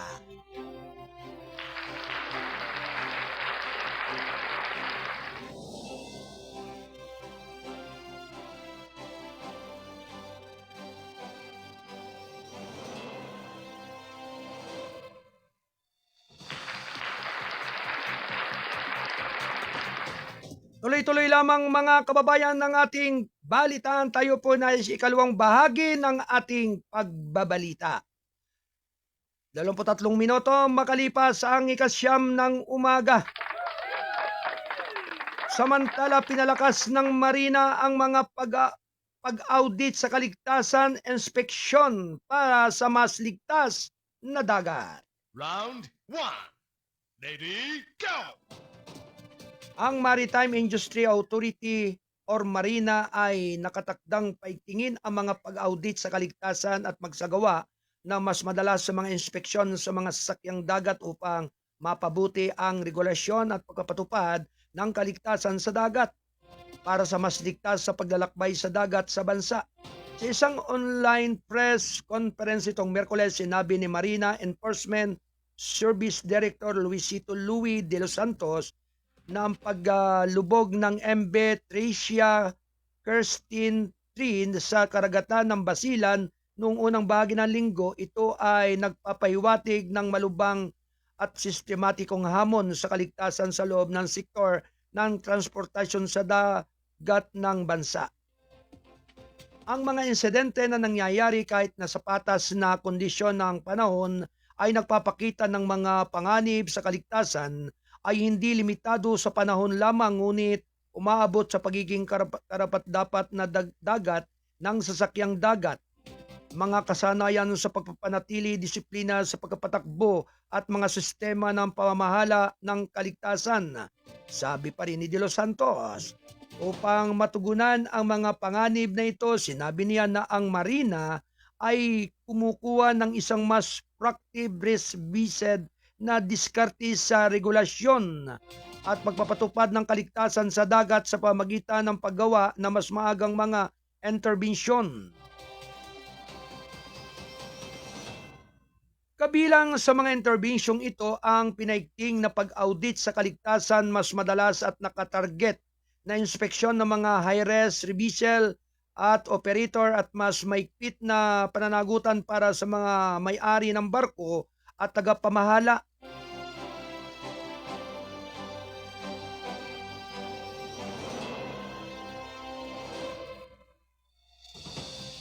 Ang aming layunin ay prangka upang maiwasan ang mga trahedya, protektahan ang mga buhay sa dagat at ibalik ang tiwala ng publiko sa pamamagitan ng pagtiyak na ang kaligtasan ay hindi kailanman tinuturing na opsyon sa domestic shipping, sabi niya. Ang Alison Shipping Lines, ang may-ari ng MV Kirsten 3, ay may 32 naitala na mga aksidente sa dagat mula noong taong 2019, kabilang ang paglubog sa Basilan ayon sa datos mula sa Marina. Noong Martes, pinag-utos ni Acting Transportation Secretary Giovanni Lopez ang grounding ng buong passengers fleet ng ASL bilang bahagi ng joint investigation at safety audit ng Marina sa Philippine Coast Guard.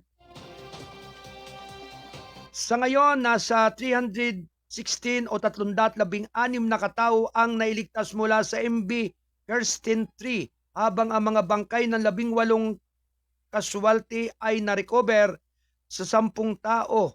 8 miyembro ng tripulante, ang kapitan ng barko at isang marshal ng Philippine Coast Guard ay nananatiling nawawala. Why, thank you. Alas 9:26 ng umaga. Ito'y hatid ng Balitang Kasado, ang pahayagang balansi at totoo, National Newspaper. Panatilihin po ang pagbabasa ng ating tabloid, ang ating dyaryo ng Balitang Kasado. Ito po ay hitik ng mga balita at mga impormasyon na nagmula sa iba't ibang dako ng ating bansa, partikular rin po na nagmula rin sa iba't ibang dako ng mundo. Kaya yung pong ating mga columnist at writer ng Balitang Kasado ay lubha pong masisipag at magigiting.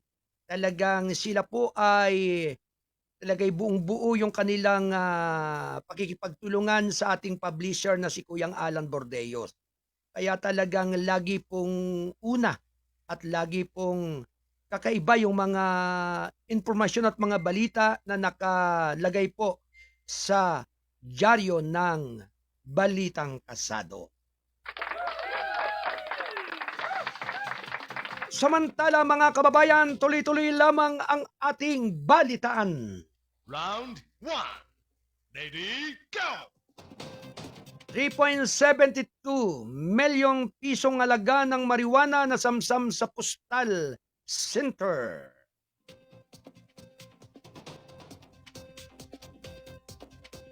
Samantala mga kababayan, nakumpiska ng mga otoridad ang 8 inbound parcels na naglalaman ng illegal na droga na tinatayang mahigit 3.7 milyong piso ang street value sa Central Mall Exchange Center sa Pasay City.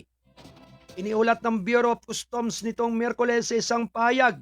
Sinabi ng Bureau na ang mga parsela na naglalaman ng 2,482 gramo ng pinatuyong marijuana ay idiniklara bilang iba't ibang consumer item, kabilang ang damit, pagkain ng aso at board games. Ang mga parsela na intercept noong Enero 22 ay sinuri at nagbunga ng positibong resulta para sa pagkakaroon ng illegal na droga. Ang interception ay paglabag sa Section 4, Article 2 ng Republic Act 9165. Ang RA 10863. Partikular ang Section 1400, Section 1401, Imported and Exportation at Section 117, Importation and Exportation. Pinupuri ni Custom Commissioner Ariel Nepomuceno ang pagiging mapagmatsyag at pagtitiyaga ng mga frontliner ng BOC NAIA ang matagumpay na pag-intercept ng mga illegal na droga na ito ay sumasalamin sa patuloy na pagsisikap ng Bureau na subaybayan ang papasok na mail at pigilan ang mga sindikato ng kriminal na pagsasamantala sa mga postal channel, sabi niya.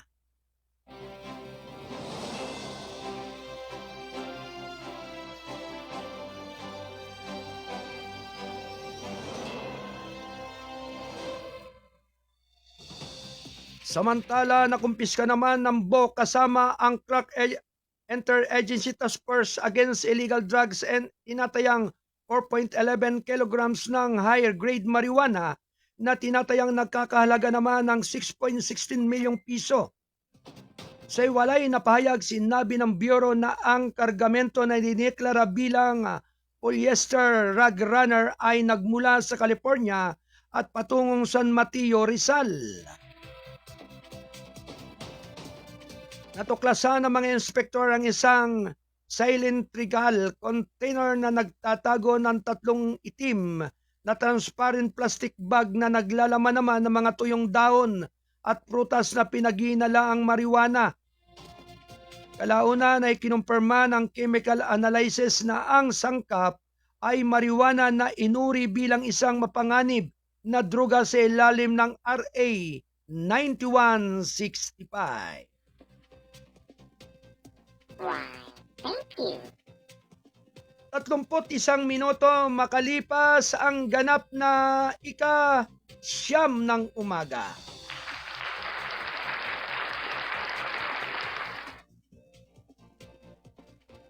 Flight BS Human Trafficking tinulungan ang 54 na survivor sa Caraga noong taong 2025. Round 1. Ready, go! Dumako naman po tayo sa balitang probinsya mula naman sa Butuan City. Tinulungan ng Department of Social Welfare and Development 13 ang 54 na nakaligtas sa human trafficking at online sexual abuse and exploitation of children noong taong 2025 sa pamagitan ng Recovery and Reintegration Program for Trafficked Person. Sa isang payag noong Miyerkules, sinabi ng DSWD na ang 40 kababaihan at 14 na kalalakihan na nakaligtas ay nakatanggap naman ng aftercare at psychosocial service na binigyang diin ang trauma-informed survivor center approach ng ahensya.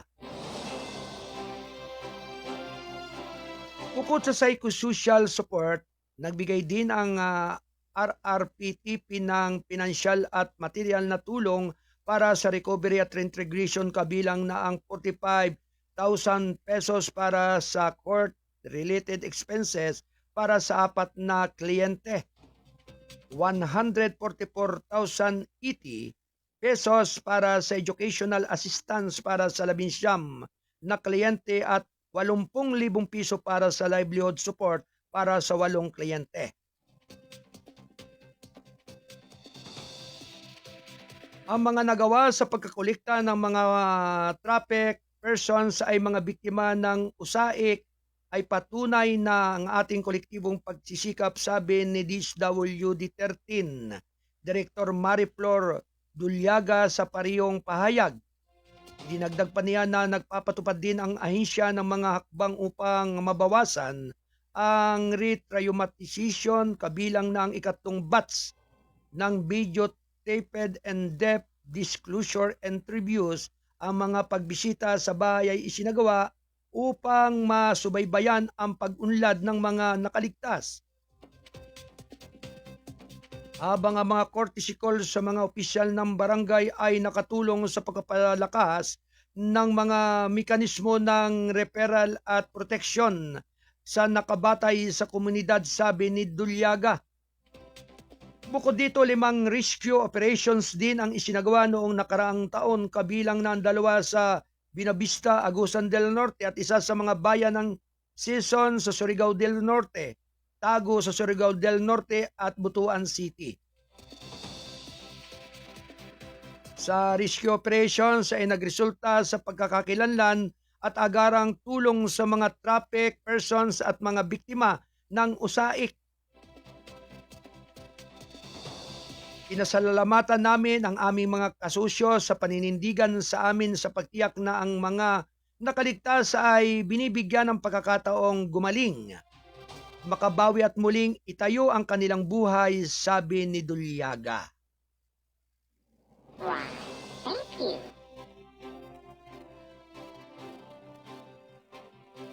Alas 9:35 ng umaga.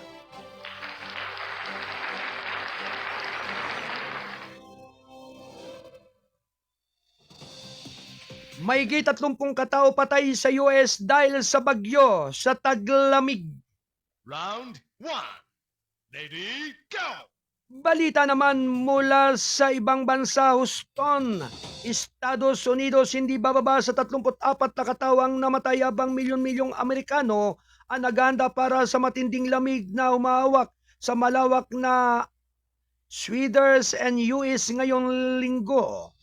Habang ang paghukay mula sa isang napakalaking bagyo sa taglamig na nagtapon ng mga bundok ng niebe at yelo ay nagpatuloy noong Martes.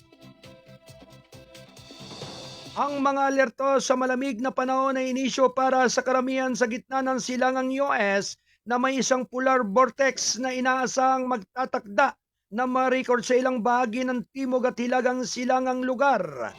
Sa linggong ito, ang malamig na harap na iyon ay nagpapakomplikado din sa mga pagsisikap na i-clear ang niebe at yelo sa dusi-dusina mga estado. Dahil ang anumang pagkatunaw ay muling magyeyelo sa sulong digit na temperatura sa ilang mga rehiyon ay maaaring hindi makakita ng mga temperatura na tumama sa itas ng pagyeyelo hanggang sa unang bahagi ng Pebrero. Ang Midwest sa partikular ay inaasang matatamaan ng pambihirang malamig na temperatura. Isang pagkamatay ang naiulat sa bawat isa sa mga estado ng Kansas, Kentucky, Michigan, Ohio, South Carolina at New Jersey na may 2 pagkamatay na iniulat sa bawat Arkansas, Massachusetts at Mississippi, kasama ang 3 pagkamatay bawat isa sa Pennsylvania, Texas at Louisiana, habang 4 na Tennessee at 9 na iniulat sa New York ayon sa USA ngayong araw. Isang babae sa Kansas ang namatay dahil sa hypothermia. Isa pang babae sa Massachusetts ang namatay matapos mabangga ng snowplow ayon sa pulisya. At 3 tao naman ang namatay sa Tennessee dahil sa mga pagkamatay na may kaugnayan sa panahon. Sinabi ng kagawaran ng kalusugan ng estado, iniulat ng mga opisyal na binanggit ng New York Times na hindi bababa sa 8 katao ang natagpuang patay sa katapusan ng linggo sa New York. Sa Main Apules ang pinakabagong lungsod sa nayanig ng kaguluhan kasunod ng pagpigil ng mga migrante ni US President Donald Trump. Inaasahang bababa ng temperatura sa minus 13 F.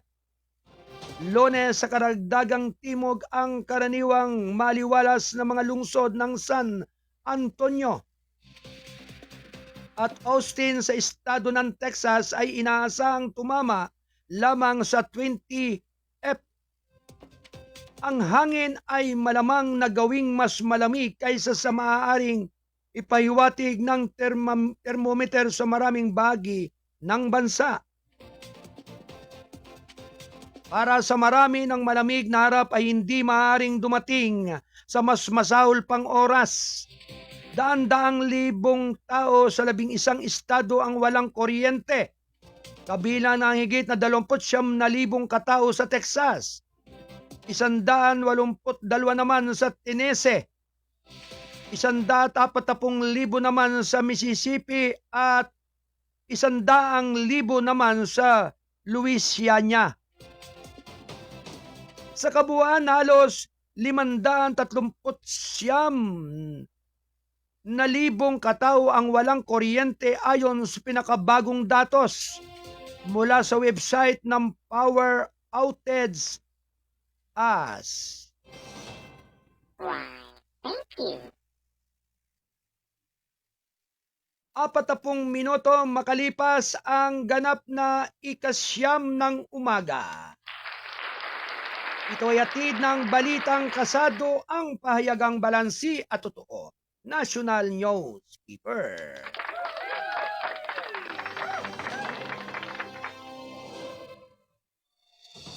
Bilang ng mga namatay sa mga protesta sa Iran, umakyat sa 6,126, 6,126 base sa ulat. Round 1. Ready, go!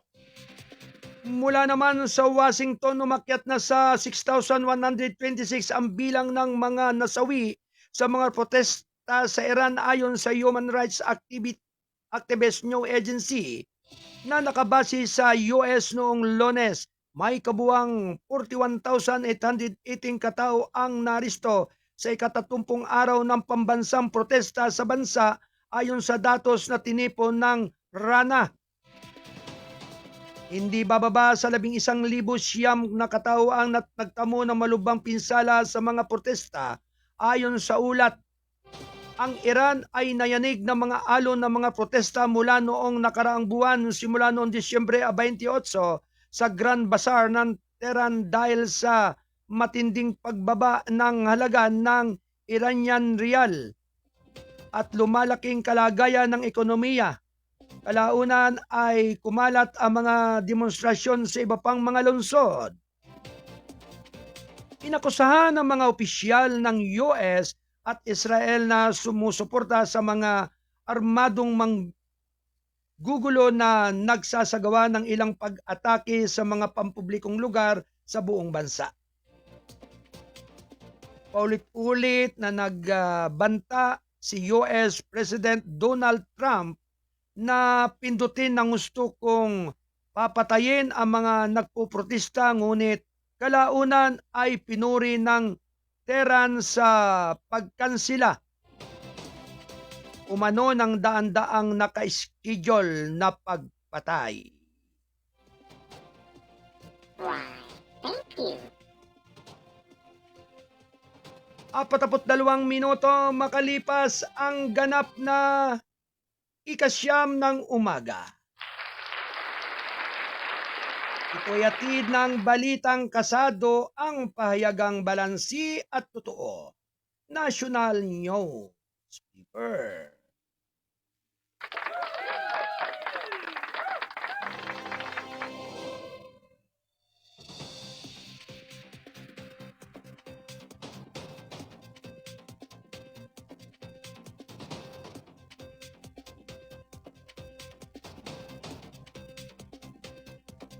Bagamat talagang datig-datig na po at halos nag-uugnay yung mga balita na nangyayari sa loob at labas ng ating bansa, ay talagang nakakapagbibigay bahala sa bawat isa at nakapagbibigay po ng matinding stress din po dun sa ating mga libu-libong mga kababayan.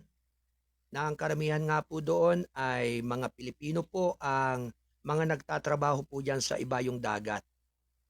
Kung kaya talagang napakabigat po ng nangyayaring ito, saan ka man dumako, saan ka man pumunta, ay sadya talagang nagkakaroon ng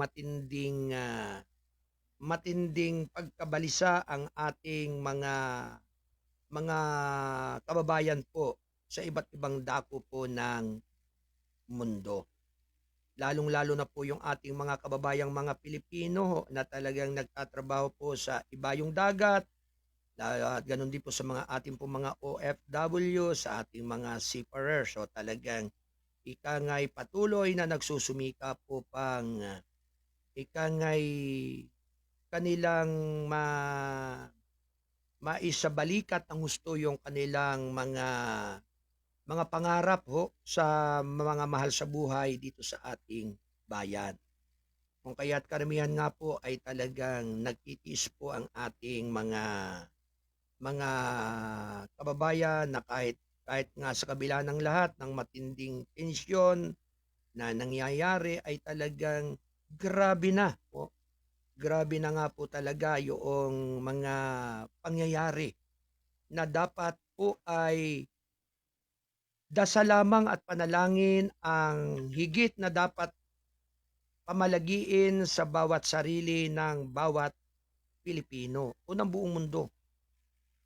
Dahil nga po ang dasal po ay talagang napakahalaga po niyan sa ating mga minamahal na mga kababayan at sa mga nangyayari po ito. Anyway, ganap na alas 9:46 ng umaga. With that, nais po nating batiin ng congratulations ang lahat po ng tatanggap ng Gawad Estilo Pilipino. Narito po yung official list ng awards na ganaganapin po ngayong gabi ng January 31, 2026.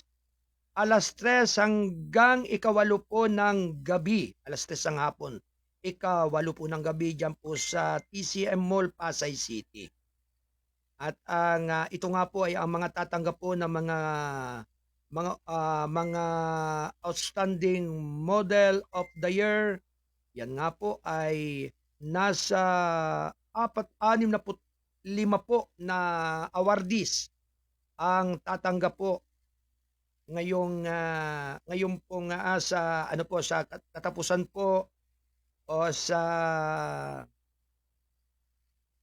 sa January 31 yan. At ang kinabibilangan nga po ng ating mga outstanding broadcaster na si Kuyang Wayne Lauson, yan.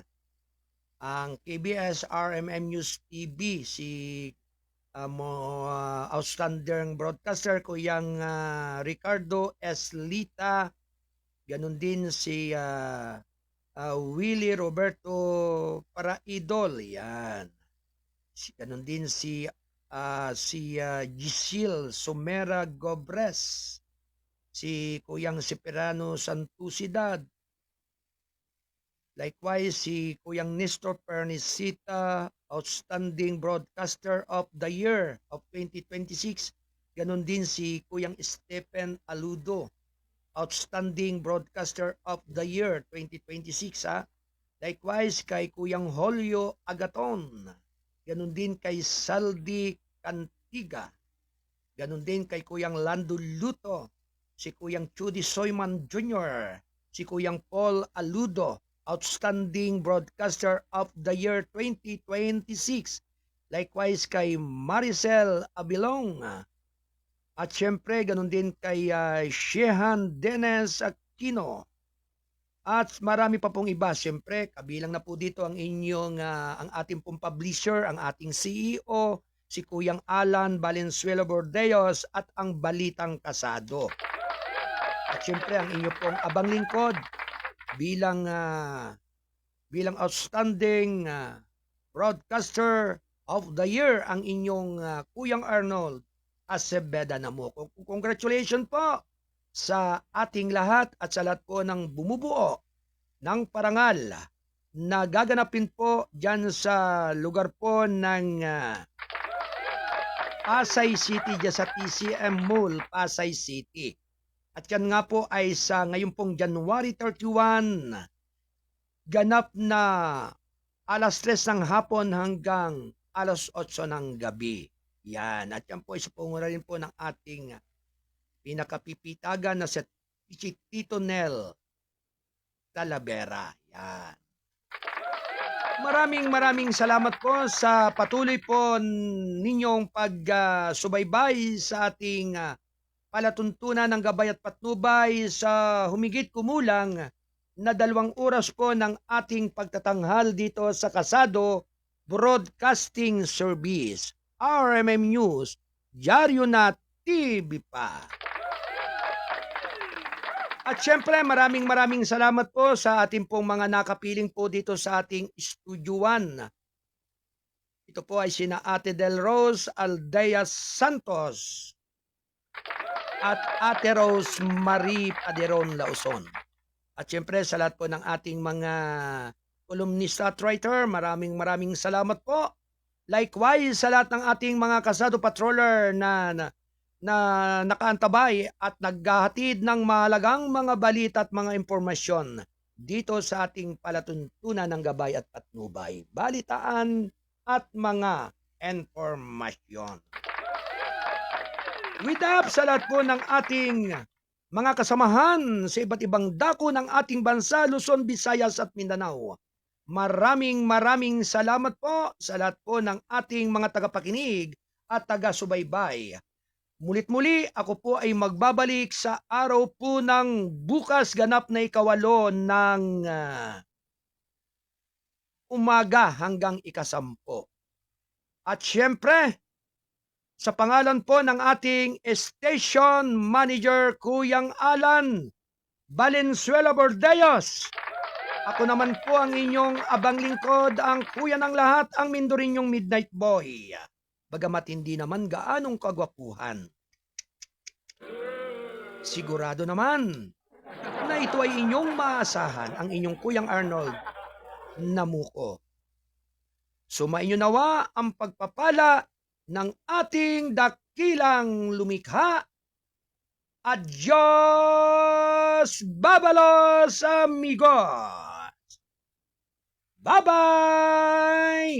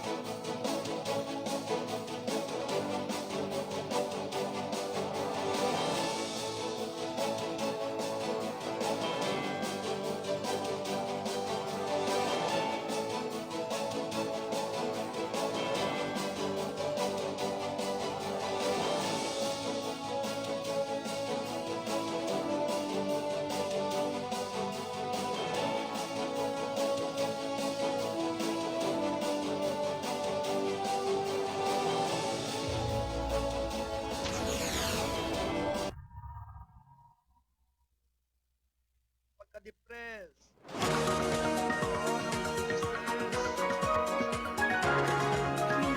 Habang mabigyan naman ang may 110 mga trabahador sa barangay.